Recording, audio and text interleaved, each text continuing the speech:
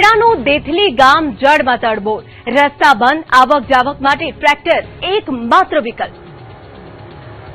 ખેડા જિલ્લાના દેથલી ગામમાં વરસાદ બાદ જળબંબાકારની સ્થિતિ યથાવત છે। ગામના મુખ્ય માર્ગોથી લઈને શાળા અને મંદિરો સુધી પાણીમાં ગરકાવ થઈ ચૂક્યા છે। ન્યૂઝ 18ની ટીમે દેથલી ગામની મુલાકાત લઈ પરિસ્થિતિનો તાગ મેળવ્યો। દેથલી ગામે પહેલાથી જ ભરાયેલું પાણી હજુ ઓસર્યું ન હતું। ત્યાં વધુ વરસાદ થતા સમગ્ર ગામ પાણીમાં ગરકાવ થઈ ગયું છે।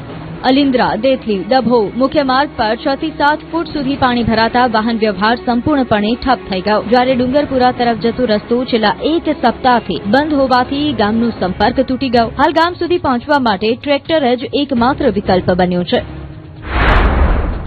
આ વિસ્તારમાં જવા માટે મારે પોતાને ટ્રેક્ટરની મદદની જરૂર પડી છે, કારણ કે દ્રશ્યો બતાવી સીધા તમે જોઈ શકો છો દૂર દૂર સુધી જાણે ખેતરો દરિયો બન્યા હોય તે પ્રકારની સ્થિતિનું નિર્માણ થયું છે।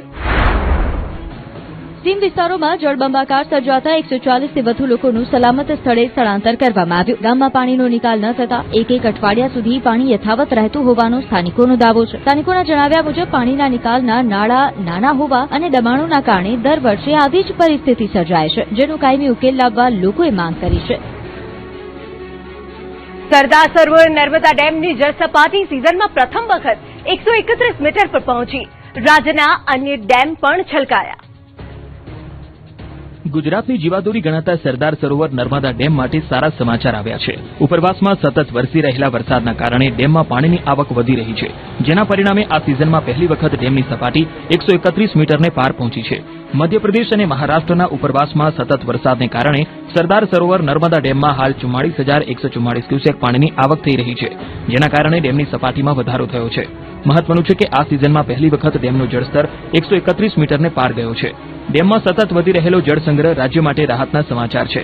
પીવાના પાણી, ખેડૂતોની સિંચાઈ અને વીજ ઉત્પાદન માટે પૂરતું જળ ભંડાર ઉપલબ્ધ થવાની આશા વધી છે। આ તરફ મોરબીના મચ્છુ 2 ડેમમાં પાણીની આવકમાં હવે ઘટાડો નોંધાયો છે। જો કે ડેમનું રૂલ લેવલ જાળવવા માટે ડેમના 2 દરવાજા 6 ફૂટ સુધી ખુલ્લા રાખવામાં આવ્યા છે, જેના મારફતે નદીમાં સતત પાણી છોડવામાં આવી રહ્યું છે।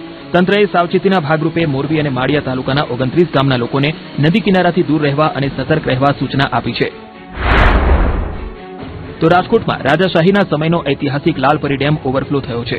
છેલ્લા 24 કલાક દરમિયાન 4 થી 5 ઇંચ વરસાદ અને ઉપરવાસના ગ્રામ્ય વિસ્તારોમાં પડેલા મધ્યમ વરસાદના કારણે ડેમમાં પાણીની સતત આવક વધી છે, જેના કારણે ડેમ ઓવરફ્લો થતા નીચાણવાળા અને ભાગોળના વિસ્તારોમાં પાણીની આવક શરૂ થઈ છે।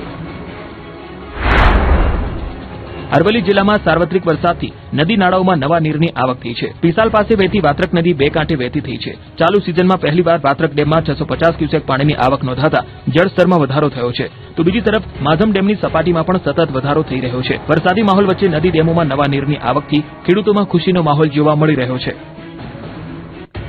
સતત બીજા દિવસે રાજકોટમાં મેઘરાજાની ધમાકેદાર બેટિંગ, પોપટપરા ગરનાળું ફરી બંધ કરાયું।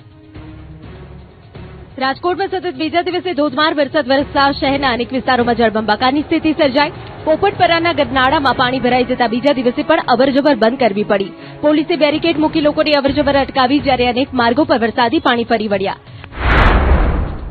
પડધરી તાલુકાના થોડિયાડી ગામમાં સામાન્ય વરસાદમાં જ વોકડાનું પાણી કેટલાક મકાનોમાં ઘૂસી ગયું। સરપંચે વોકડા પર થયેલા દબાણને જવાબદાર ઠેરવતા જણાવ્યું કે તેના કારણે પાણીનો કુદરતી પ્રવાહ અટવાઈ જતા ગામમાં પાણી ભરાયા। બીજી તરફ અમરેલી જિલ્લામાં સતત 2 દિવસના વરસાદથી લીલિયા તાલુકાના અનેક તળાવો અને ચેકડેમો છલકાઈ ઉઠ્યા છે। જળાશયો ભરાતા ખેડૂતોમાં ખુશીનો માહોલ જોવા મળી રહ્યો છે। સિંચાઈ માટે પૂરતું પાણી મળશે તેવી આશા સાથે લોકો પણ છલકાતા ચેકડેમના દ્રશ્યો નિહાળવા ઉમટી પડ્યા છે। રાજ્યમાં ઘટશે વરસાદી જોર, જો કે 7 દિવસ સુધી રહેશે છૂટોછવાયો વરસાદ। રાજ્યમાં મેઘરાજાએ થોડો વિરામ લીધો છે, પરંતુ હવામાન વિભાગે હજુ પણ આગામી 7 દિવસ સુધી વરસાદી માહોલ યથાવત રહેવાની આગાહી કરી છે। ગુજરાતમાં સક્રિય રહેલું વેલમાર્ક લો પ્રેશર હવે નબળું પડી સાયક્લોનિક સર્ક્યુલેશનમાં ફેરવાયું છે। જો કે તેની અસરના કારણે રાજ્યમાં આગામી 7 દિવસ સુધી વરસાદી માહોલ યથાવત રહેવાની શક્યતા હવામાન વિભાગે વ્યક્ત કરી છે।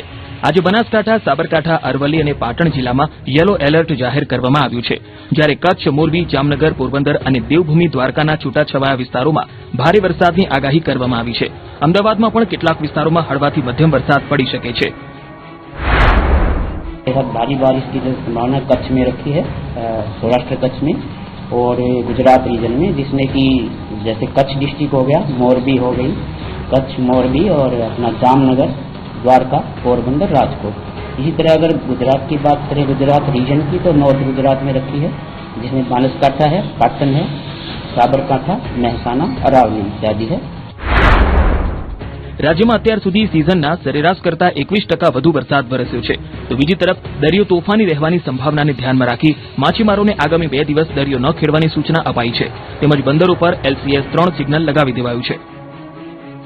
પાટણના નિર્મળનગર વિસ્તારમાં રસ્તો બનાવવા ટીમ લઈને પહોંચ્યા કોંગ્રેસના ધારાસભ્ય, પાલિકાની ટીમ પણ દોડતી થઈ। પાટણના વોર્ડ નંબર 11માં નિર્મળનગર રોડ પર વરસાદ બાદ 15થી વધુ સોસાયટીઓનો મુખ્ય માર્ગ બંધ થયો, જેના કારણે સ્થાનિકોને ભારે હાલાકીનો સામનો કરવો પડ્યો। જો કે કોંગ્રેસના ધારાસભ્ય કિરીટ પટેલને વાતની જાણ થતા તેઓ અહીં પહોંચ્યા અને પોતાના ખર્ચે કામગીરી શરૂ કરાવી। બીજી તરફ નગરપાલિકાની ટીમ પણ જેસીબી, રોડ રોલર, ટ્રેક્ટરની મદદથી રોડ મેટ પાથરી કામચલાઉ રસ્તો તૈયાર કરાવ્યો। આ દરમિયાન વિસ્તારના ભાજપના કોર્પોરેટરે ધારાસભ્યનો આભાર પણ માન્યો અને સ્વીકાર્યું કે સમસ્યા જૂની છે। જો કે તેમણે દાવો કર્યો કે ધારાસભ્ય ન આવ્યા હોત તો પણ કામ થઈ જ જવાનું હતું। સ્થાનિકોનો દાવો છે કે 10 વર્ષથી આ સમસ્યા યથાવત છે। અનેક રજૂઆતો છતાં પાલિકા તંત્ર કોઈ કાયમી ઉકેલ લાવવામાં નિષ્ફળ રહ્યું છે। આ સમગ્ર મુદ્દે હવે ધારાસભ્ય કિરીટ પટેલે ચીમકી ઉચ્ચારી છે કે 10 દિવસમાં સમસ્યાનો ઉકેલ નહીં આવે તો તેઓ સ્થાનિકોને સાથે રાખી ધરણા પ્રદર્શન કરશે। એક અઠવાડિયાની અંદર આ પમ્પિંગ સ્ટેશન ચાલુ થાય, નહીં થાય તો અમે નગરપાલિકા કે જીયુડીસીની ઓફિસમાં જઈ અને ધરણા કરીશું। જૂનાગઢનું સૌંદર્ય સોળે કળાએ ખીલ્યું, ગિરનારની ગોદમાં ઉમટ્યા હજારો પ્રવાસી। જૂનાગઢમાં સતત વરસી રહેલા વરસાદી ગિરનાર અને ભવનાથ વિસ્તારનું સૌંદર્ય સોળે કળાએ ખીલી ઉઠ્યું। હરિયાળી, ધોધમાર ઝરણા અને ઠંડા વાતાવરણની મજા માણવા રવિવારની રજાના દિવસે મોટી સંખ્યામાં પ્રવાસીઓ ગિરનારની તળેટીમાં ઉમટી પડ્યા। સતત વરસાદના કારણે ગિરનાર પર્વત હરિયાળીની ચાદર ઓઢી બેઠું છે। પર્વત પરથી વહેતા નાના મોટા ઝરણા, ધુમ્મસથી ઘેરાયેલું વાતાવરણ પ્રવાસીઓ માટે આકર્ષણનું કેન્દ્ર બન્યું છે। ભવનાથ અને જટાશંકર વિસ્તારમાં પણ કુદરતી સૌંદર્ય સોળે કળાએ ખીલી ઉઠ્યું છે। પ્રવાસીઓએ પરિવાર અને મિત્રો સાથે વરસાદી માહોલમાં ફોટોગ્રાફી કરી ઝરણાઓનો આનંદ માણ્યો અને ગિરનારની તળેટીમાં ફરવાનો લહાવો લીધો। પ્રવાસીઓનું કહેવું છે કે ચોમાસામાં ગિરનારનું સૌંદર્ય અનોખું બની જાય છે અને કુદરતની નજીક આવીને મનને શાંતિ મળે છે। અત્યારનો એનો માહોલ જોઈને એવું જ લાગે છે કે આપણે બીજા રાજ્યમાં આવી ગયા છીએ। જેમ અહીંયા તમે જોઈ શકો છો આજુબાજુ ઝરણા વહી રહ્યા છે, ફૂલ વરસાદ ચાલુ છે, તો અમે વરસાદની મજા લેવા માટે જ અહીંયા આવેલા છીએ।